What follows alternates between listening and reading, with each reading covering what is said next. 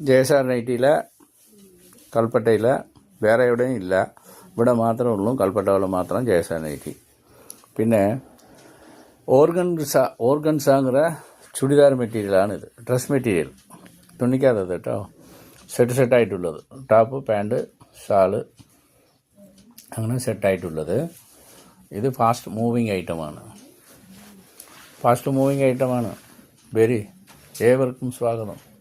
ജയസാർ nightie സ്വയം തൊഴിലവസരം.